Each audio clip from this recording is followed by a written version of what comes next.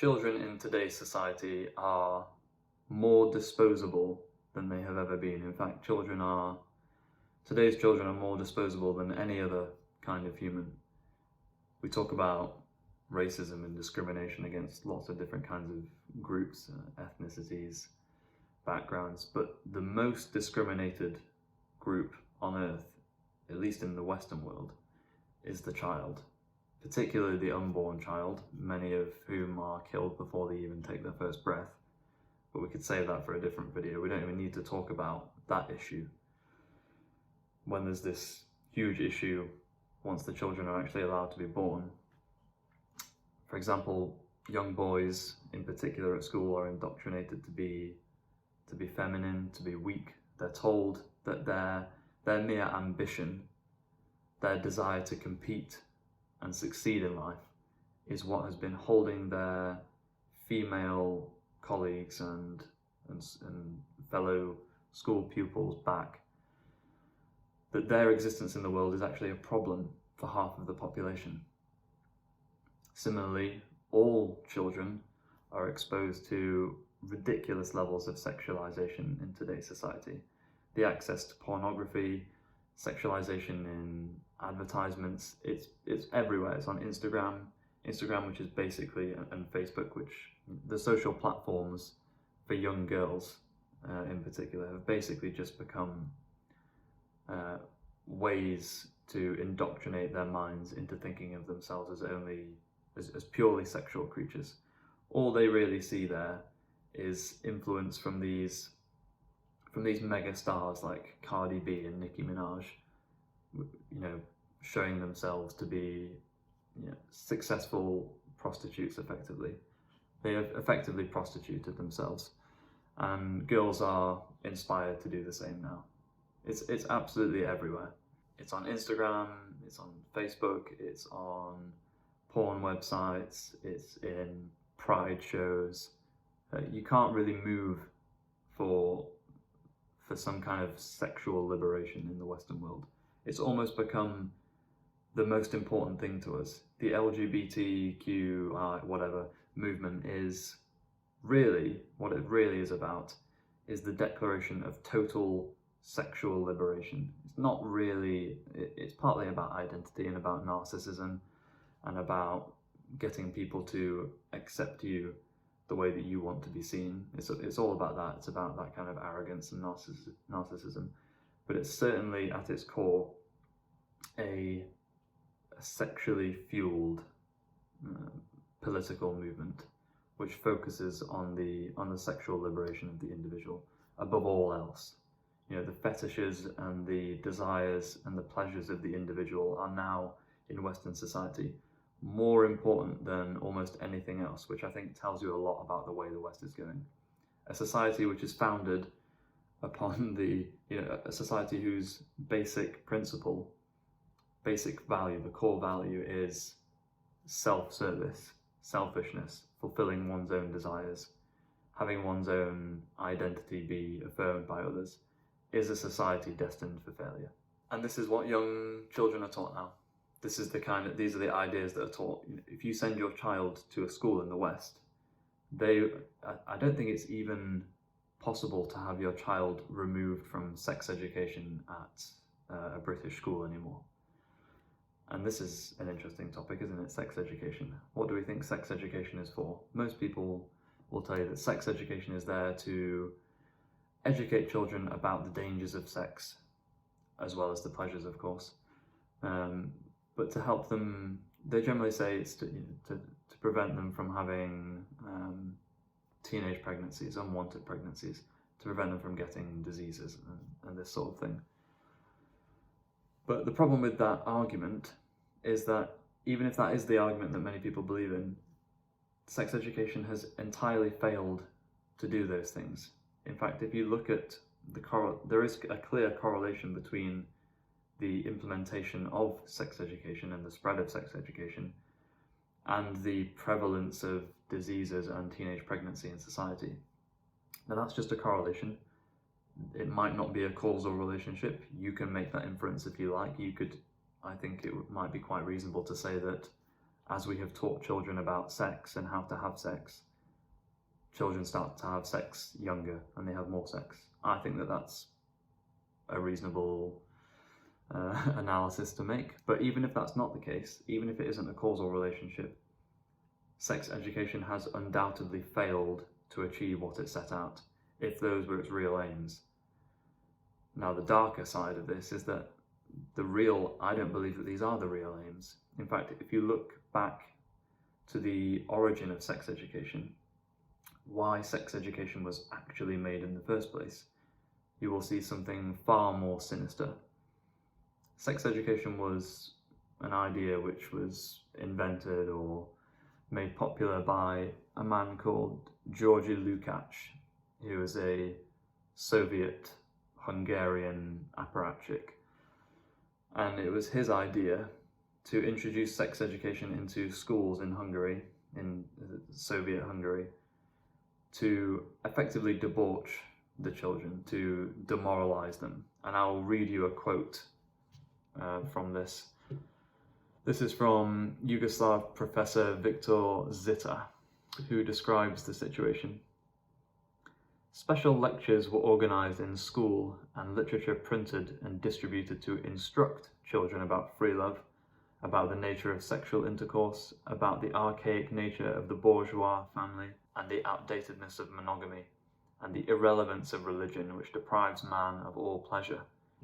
Children urged thus to reject and deride paternal authority and the authority of the church, and to ignore precepts of morality. Hearing this should entirely change your perception of sex education and what sex education is for. The ostensible aim of sex education to protect children from disease and from unwanted pregnancy, that aim has proven to be false. Not just because that aim never materialized, because we have more of those things now than we ever did, but reading this, we now know that not only do we have evidence that this was the original aim, but we see the results. Georgy Lukács had the intention of demoralizing children through teaching them about sex before they were even sexual creatures. We have to think about, why is it that we want to teach children who are really innocent creatures, who don't need to be taught these things yet? Why is it that we want to teach them about these things? When you really look at it like this, you see how sick and twisted these people are. You need to read about Kinsey if you haven't. I mean, there's a twisted character for you. But the whole principle is that these ideologues want to change society. They want to change society into some kind of utopian dream that they have. Whether it's the Soviet communists or the modern left-wingers today, they have an idea and a vision of what society should look like. And the people that they will come after, first and foremost, are the children, because their minds are weak, they're susceptible. That's what's happening with young people who are being convinced that they are a different gender to the one that they actually are. They're vulnerable. Children need protection. They need to be placed in a safe environment where they're not exposed to these kinds of ideas yet, which is completely a different kind of idea to what I would say for adults, which is that adults do not need to be in a safe environment. They need to be exposed to new and challenging ideas. And some of that applies to children, of course, but there has to be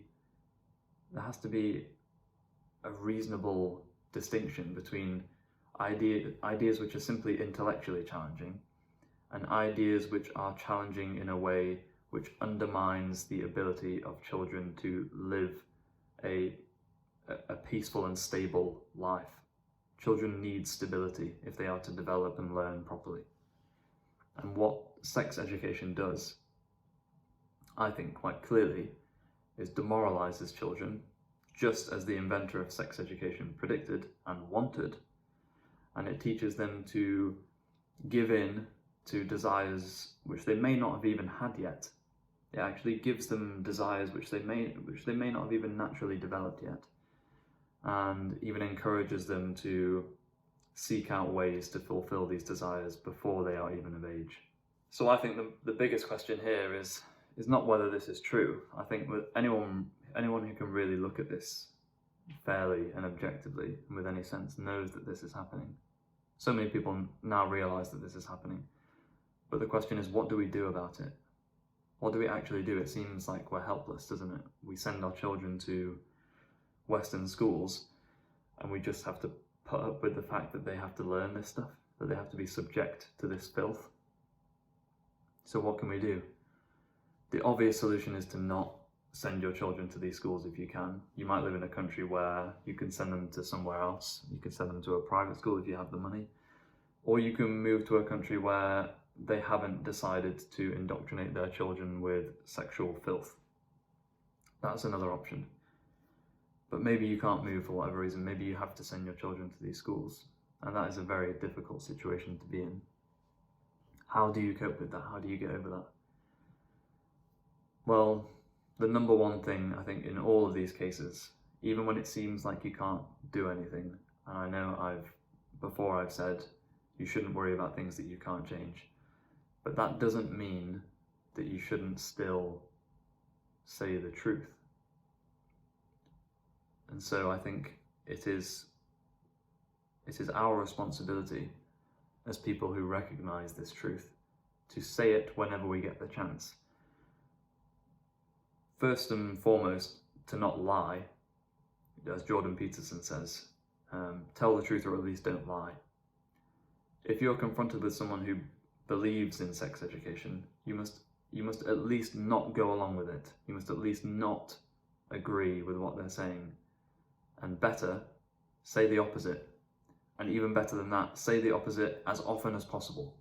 And say it to school boards, say it on social media if you like, say it with friends, say it with family, say it in your local sphere of existence at least. And I really believe that the trajectory of society is based on the things that we believe, the things that we believe to be true, and whether we're willing to say the truth or not. I think that we are responsible for this. We have allowed this to happen. The reason we are where we are today is because normal people with common sense who know that this is wrong, who know that there aren't multiple genders, who know that when you're born as a boy, you are a boy. When you're born as a girl, you are a girl. That's just the way it works. That's it. It's as simple as that. Most people know this to be true, and yet they have remained silent. Or worse, they have gone along with the idea and become allies. They are liars. They are lying. They are against nature. They are existing in defiance of reality. And eventually it will come back to bite them, whether it's in this life or the next. The world has a way of finding some form of judgment, and certainly with your own conscience it will. If you lie to yourself and to other people for long enough, the consequences will be made real. You cannot just, this is something that Jordan Peterson says that I really like, you cannot just keep bending the fabric of reality indefinitely. It will spring back at some point. You cannot just escape your own lies. You think that the tyrant comes along and he asks you to lie. There's this great lie that society has gone along with, and you'll be punished if you don't go along with this lie, and so you lie to save your own skin. You can't just be doing that and thinking that there'll be no consequences, that you can just live the rest of your life. Okay, you can't. And eventually we will realise this.